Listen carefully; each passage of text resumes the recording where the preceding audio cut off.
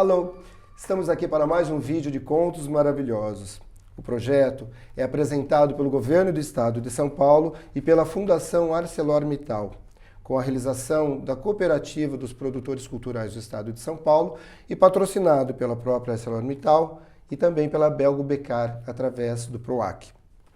O Contos Maravilhosos tem como objetivo estimular e promover o contato da criança para a literatura universal através de uma ferramenta muito importante, que é a contação de histórias. Hoje nós vamos conversar aqui com o Nonato Miranda. Tudo bem, Nonato? Tudo bem, Wagner? Tá bom, vamos lá. O Nonato é pedagogo e ele vai falar pra gente sobre um tema muito interessante. O tema dele é da família à escola, o incentivo à leitura e à escrita. Vamos lá então, Nonato. Nonato, a leitura e a escrita ela tem sido duas práticas que permeiam discussões tanto de professores quanto de pais, de alunos nos últimos tempos, né? Você poderia falar para a gente um pouco sobre o que consistem esses atos e como a escola vem trabalhando para incentivá-las? Certo. Bom, Wagner, antes de tudo, eu gostaria de agradecer o convite para participar dessa discussão, desse bate-papo sobre esse assunto, que é extremamente importante. Eu acho que esse é um projeto que certamente vai agregar muito para a educação, para a formação de nossas crianças e nossos jovens. O investimento na cultura leitora e escritora é imprescindível num país como o nosso, que ainda lê pouco. Infelizmente, nós ainda lemos pouco, considerando aí a realidade de outras culturas.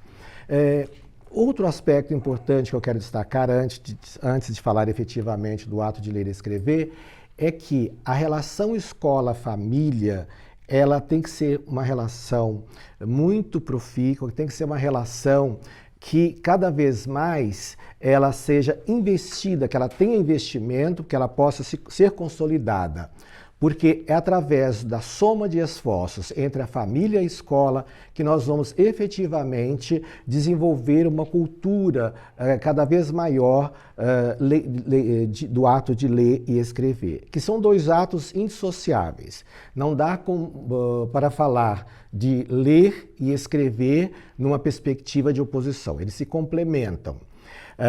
A partir do momento em que esses atos se dão a partir da apropriação de códigos gráficos, linguísticos por parte da criança aí em diferentes momentos, tá certo? Então, é necessário, é extremamente importante que a família possa estar em parceria com a escola, colaborando para que nossas crianças e também os nossos jovens, e por que não dizer adultos, afinal de contas, o ato de ler e escrever é um procedimento, é uma situação que acontece no decorrer da vida. Claro que tem o seu primeiro momento, mas por vezes ele vai se prolongando aí pela vida como um todo. Nossa, muito bom.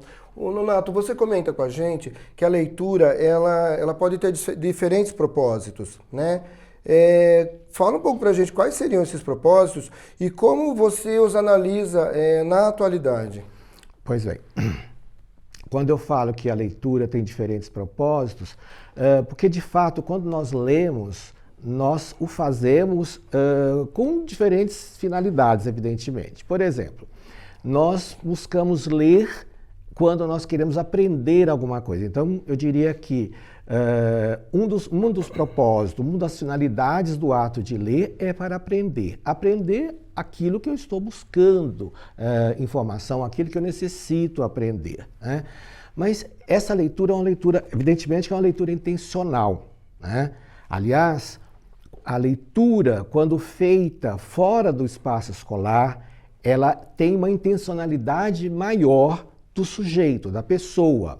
Porque quando eu busco ler por conta própria, eu tenho algumas intenções, eu tenho alguns propósitos. Um deles é o de aprender. Então eu quero aprender sobre determinado assunto, evidentemente que eu vou buscar um conjunto de informações em diferentes fontes, em livros, em artigos científicos, artigos de jornais, em revistas e por aí vai, para que eu possa aprender sobre esse determinado assunto, tá certo? Mas existe uma outra possibilidade de ler também, uma outra finalidade, que é quando as pessoas leem com a intenção de se emocionar, por exemplo. Então, o que quer dizer isso? Eu posso buscar uma leitura que me faça bem, que me emocione, porque os romances, por exemplo, eles têm essa possibilidade. As histórias, de um modo geral, elas trazem para nós enredos que nos emocionam, que nos fazem sentir bem, que mexem conosco. Então, essa é uma outra possibilidade, né? Essa é uma outra intencionalidade da leitura, que é a questão de mexer com as minhas emoções. Então, quando eu leio algo que me deixa apaixonado, eu fico muito feliz por aquilo, mexe comigo, então eu estou me emocionando. Evidentemente que nem sempre eu vou buscar uma leitura com a finalidade de me emocionar. É o texto, é o que está previsto naquele documento que pode me emocionar. Não é exatamente eu busco a leitura com a intenção de emocionar. A leitura em si, ela me emociona, tá certo? Mas eu posso também buscar uma leitura com a finalidade de informação. Então eu diria que a leitura também tem a finalidade de informar as pessoas. Você quer saber sobre algo, você vai buscar essas informações por meio da leitura de jornais, de revistas, de artigos diversos. É bastante comum. Aliás, nós pesquisamos, nós buscamos informações a partir da leitura de documentos. Então, essa é uma outra possibilidade, uma outra finalidade da leitura. E eu diria uma quarta possibilidade, que é do compartilhamento. Então, eu busco ler, eu busco documentos, eu busco textos, eu busco livros, mas não somente para mim. Eu quero ler com o sentido de que, a partir do momento que eu me aproprie dessas leituras, que eu me aproprie desses conhecimentos, que eu me aproprie dessas informações, eu possa compartilhar essas informações com outras pessoas. Isso é muito comum, evidente, por exemplo, entre os professores. Nós, professores, estamos buscando fazer uma leitura constante com diferentes propósitos. Um deles, evidentemente, que é o de compartilhar conhecimentos com os nossos alunos. Tá? Então, eu diria que, sintetizando essas finalidades, essas intencionalidades, esses propósitos das leituras, podem ser simplificados no ato de aprender, emocionar, informar e compartilhar. Então, acho que são finalidades aí da leitura que estão presentes aí no cotidiano das pessoas. Nossa, você falando agora de cotidiano e depois dessa sua colocação, me remete muito ao núcleo familiar, né? Então, Nonato, fala para mim, na tua opinião, você acha, com que idade você acha que uma criança deve ter o contato com a leitura? Você acha que isso deve começar no núcleo familiar ou ela deve começar na escola? Qual que é a tua opinião a respeito? Você pode falar um pouco para a gente? Wagner, sua pergunta é bastante interessante. Se nós pensarmos que, na perspectiva legal, as crianças elas devem obrigatoriamente serem matriculadas nas escolas a partir dos 4 anos de idade. Isso é o que diz a legislação com relação à questão da obrigatoriedade do ensino, dos 4 aos 16 anos de idade. Então, mas a leitura em si, ela antecede todo esse processo. Ela é anterior. Por que ela é anterior? A leitura começa não somente pela criança.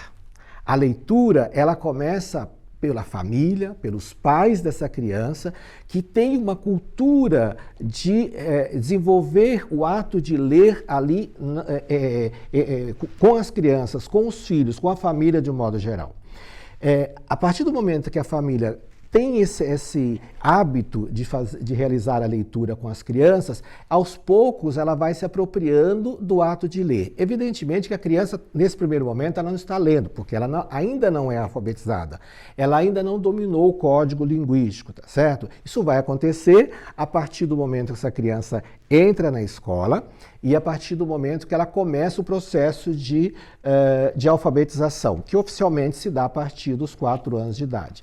Mas ela já começa a se apropriar desse processo da leitura, a criar o gosto pela leitura, ouvindo ouvindo quem? Ouvindo os pais, ou às vezes, por que não, participando de contos, né? É muito comum ter grupos que têm essa proposta aí de desenvolver contos, por exemplo, na educação infantil, com os pequenos, desde cedo. E é muito interessante você ouvir textos, histórias de outras pessoas desde pequeno.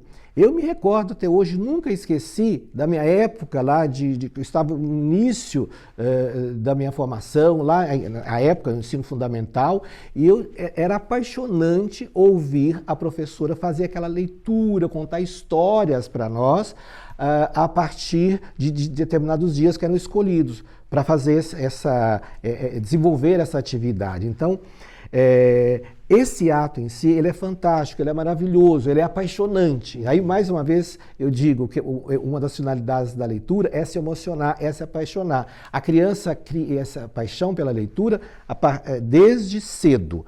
Então, não há necessidade de aguardar o entrar na escola. Só que é a partir da escola que é o espaço apropriado, correto, para o desenvolvimento dessa propriedade aí da leitura, desenvolvimento do ato de ler e escrever, que a criança vai tomar referência a ele de uma forma mais sistematizada. Nossa, eu acredito muito nisso. Eu acredito que desde cedo, quando a criança tem um contato com um livro enquanto objeto, como você falou, ela não sabe o que tem ali. O livro é um objeto para ela, né?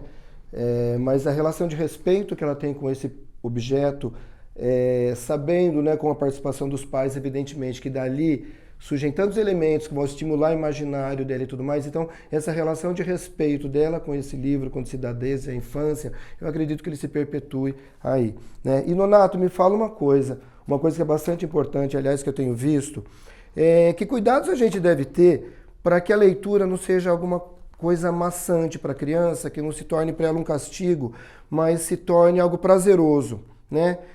Que cuidados os pais devem ter, os pais ou os educadores? O que você me diz a respeito? Veja bem, você trouxe agora para discussão um assunto muito interessante e que diz respeito às nossas práticas enquanto profissionais da educação, né? A leitura, ela precisa ser um ato prazeroso, ela não pode ser uma situação, não pode ser uma proposição vista como uma espécie de castigo para a criança. Por que eu estou dizendo isso?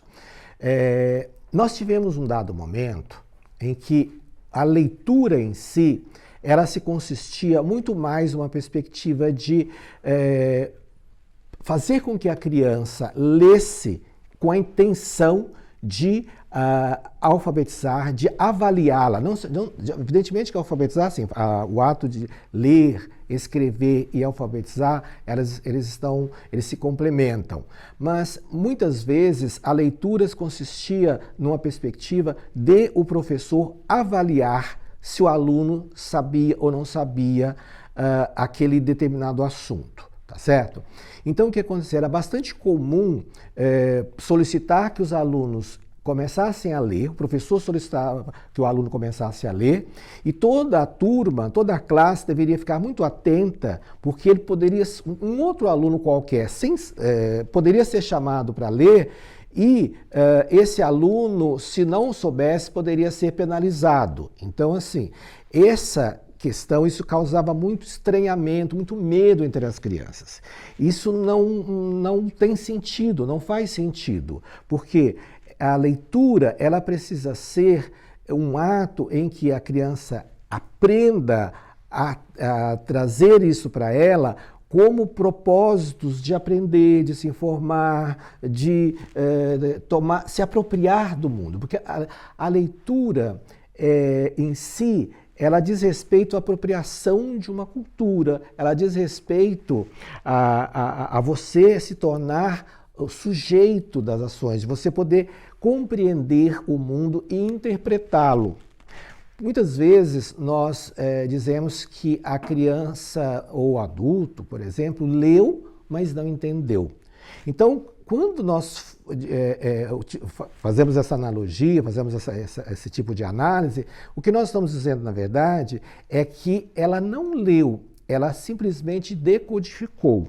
Tá? Quando você decodifica lá os símbolos lá da escrita, mas você não compreende o que está escrito, o que está por trás daquele texto, não houve uma leitura, não houve uma efetiva, não houve uma apropriação daquele objeto, não houve apropriação daquele assunto, tá certo? Evidentemente que um texto, ele é escrito por alguém e ele é interpretado de diferentes maneiras, em diferentes perspectivas, dependendo do leitor. Eu posso ler um determinado texto e entender algo. Você, possivelmente, pode ler e entender de uma forma completamente diferente. Eu só consigo fazer isso quando eu já tenho um domínio de conhecimento, eu já tenho um capital cultural que me permite fazer esse tipo de analogias. Uma bagagem cultural, vamos chamar assim? Sem dúvida nenhuma. Quando você já tem uma bagagem cultural, quando você tem um conjunto de conhecimentos que te dê propriedade para fazer esse tipo de análise, e mais do que isso, fazer correlações daquilo que você está se apropriando com outros textos e mais do que isso, com o mundo, com a sociedade. Né? Então, é imprescindível que essa leitura seja prazerosa desde cedo, para que a criança não veja a leitura como um castigo, e sim como a possibilidade de se apropriar do mundo e poder opinar sobre os diferentes assuntos aí desde cedo, porque afinal de contas nós não podemos esquecer, as crianças, elas sabem das coisas, elas têm conhecimento e elas sabem se posicionar. Nós buscamos cada vez mais formar cidadãos críticos e reflexivos, e é através da leitura que nós faremos isso. Nossa. Não existe outra possibilidade senão por meio da leitura, da escrita, para que essas crianças e jovens possam efetivamente se apropriar de um conjunto de conhecimentos e possam se manifestar criticamente sobre os diferentes assuntos, temas aí que a vida nos coloca. Você coloca aí de uma forma muito bacana e coerente, que é que nós precisamos na sociedade de cidadãos críticos e conscientes de seu papel, né? Mas a gente está acostumado a ouvir que o brasileiro ele lê muito pouco. Eu acredito que isso seja verdade. Nonato, qual que é a tua opinião a respeito disso? Bom, veja bem, quando nós falamos que o brasileiro lê pouco, nós estamos fazendo uma comparação com alguém. Quando você compara no caso do Brasil, em relação a outros países. Quando nós afirmamos, né, que o Brasil tem uma cultura de ler pouco, nós estamos considerando a realidade de leitura de livros, quer seja o volume completo ou pelo menos em parte, em relação a outros países, notadamente os países orientais, China, Índia, por exemplo, que leem muito mais do que nós.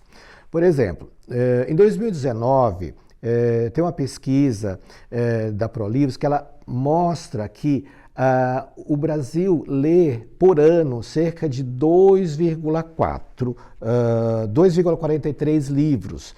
Isso é relativamente um percentual baixo comparando com esses outros países aí que leem muito mais do que nós. Agora, é importante dizer o seguinte, que quando eu falo que ele lê pouco, eu estou dizendo que ele não se aprofunda, que ele não faz um adensamento sobre um determinado assunto. Mas isso não quer dizer que o brasileiro não tem o hábito de ler textos menores, sínteses. É muito comum, de um certo tempo para cá, ao invés, por exemplo, do adolescente ler um clássico, ele buscar a resenha ou o resumo desse clássico. Outro subterfúgio que tem sido utilizado de uma forma bastante frequente é você assistir a um filme, por exemplo, ao invés de ler o livro. Quando nós sabemos que muitas vezes, ou na maioria das vezes, ou não vou dizer sempre, mas na maioria das vezes, O livro, ele é muito mais completo do que o filme. Mas por que eu digo isso? Não estou dizendo que o filme está errado. É que o filme, ele já é uma interpretação do livro. Já é uma leitura, uma leitura que o autor, o diretor do filme fez daquela obra e reproduziu em sua forma de filme. Então, às vezes, a pessoa entende que é mais fácil fazê-lo. Eu, particularmente, sempre recomendo, leia primeiro o livro, depois assista ao filme, à série, que você vai se apropriar de muito mais do que isso. Numericamente, né, quando você pensa nesse quantitativo, é muito grande. Por exemplo, nós temos aí cerca de 48%, essa mesma pesquisa mostra, dos brasileiros acima de 5 anos, que a partir dessa idade que nós consideramos que a pessoa já tenha condições de ter o acesso minimamente a um livro para poder fazer a leitura. Isso equivale a cerca de 93 milhões de brasileiros. Então, é um número muito alto de pessoas que não leem nem um livro, nem parte de um livro. Então, nós entendemos que, nessa perspectiva mais formal, o número de leitores brasileiro é pequeno. Mas existem vários fatores que estão por trás disso também, que a gente não pode desconsiderar, como a questão do incentivo, de políticas de incentivo à leitura, por exemplo, ou por que não dizer, a possibilidade de reduzir, por exemplo, os impostos com relação aos livros, às produções que são voltadas para o incentivo à leitura. Então, existem muitas possibilidades aí sobre esse assunto. Nossa, isso nos remete diretamente à questão que você colocou, da importância de se iniciar a leitura logo lá na tenra idade, né? Então, Nonato, nós estamos chegando agora ao fim do nosso papo aqui, que está muito bom, aliás, o conteúdo delicioso. Que dica você daria, então, para os pais ou para os profissionais da educação? Que dica você daria para eles que pretendem iniciar a leitura ou inserir o livro no dia a dia dos seus alunos ou dos seus filhos? Bom, para as famílias, a primeira coisa que eu acho que deve levar em consideração é que se faz necessário cada vez mais você criar o hábito da leitura em casa. Eu sei que a televisão e as mídias, de modo geral, elas acabam sendo grandes concorrentes. Mas você criar espaços, criar o hábito de ter determinados momentos voltados para a leitura, dos pais para com seus filhos, ou por que não, quando for fazer algum passeio,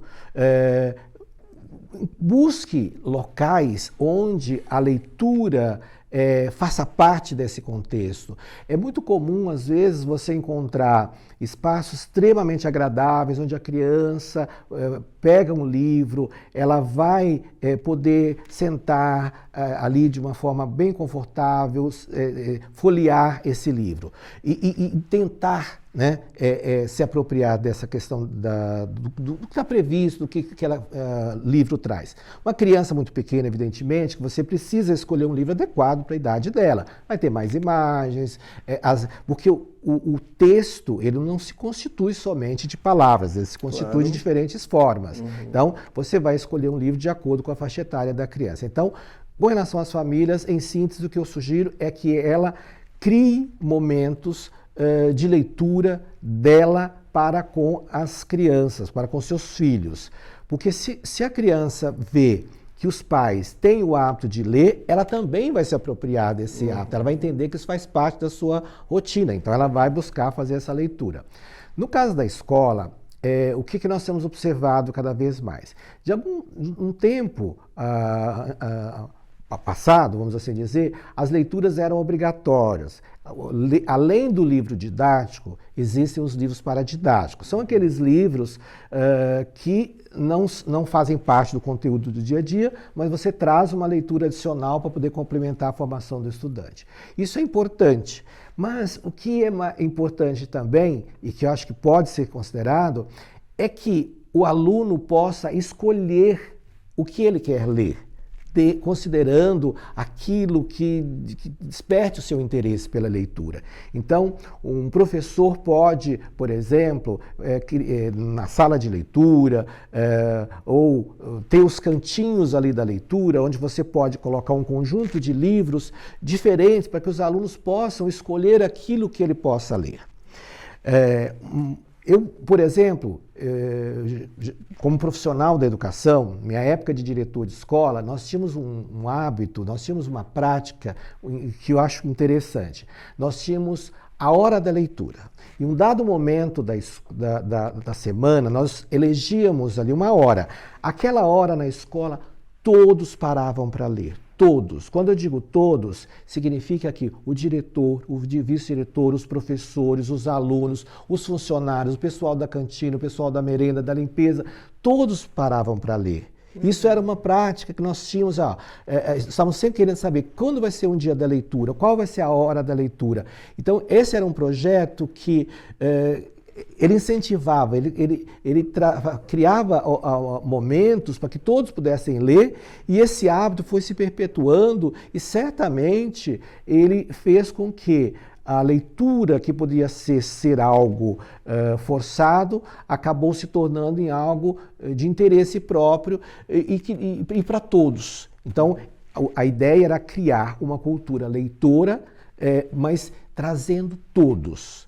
A escola precisa criar momentos para que todos participem dessa apropriação do ato de ler e escrever. Tá? Então, acho que essa seria uma possibilidade aí da escola a escola, evidentemente, os professores, os educadores de um modo geral, oferecendo para os seus alunos. Nossa, muito bom. Nonato, eu agradeço muito a sua participação conosco nesse vídeo. Muito obrigado por você compartilhar conosco todo o teu conhecimento, toda a pesquisa que você tem desenvolvido e também compartilhar o que você vive no dia a dia dentro do seu trabalho. Tá? Então, te agradeço muito. Wagner, eu que agradeço o convite. Foi, sem dúvida, um prazer muito grande falar sobre um assunto que é de extrema importância, né, para nós, para a população de um modo geral, para as pessoas, que é discutida a questão da leitura. Né? A leitura, ela se faz cada vez mais necessária e é imprescindível que escola e família se apropriem desse projeto, elas somem esforços para que nossas crianças, de fato, se tornem leitores, que elas apropriem do conhecimento e que isso seja um hábito em sua vida, para que elas possam efetivamente se tornarem ainda mais pessoas que transformam a vida delas e dos outros. E a leitura é o caminho para tudo isso. Com toda certeza. Bom, eu agradeço então a presença do Nonato Miranda e a todos vocês que estão assistindo. Espero que tenham gostado desse conteúdo e não deixem de se inscrever lá no nosso canal e ativar o sininho e acompanhar os nossos próximos vídeos. Obrigado e até a próxima.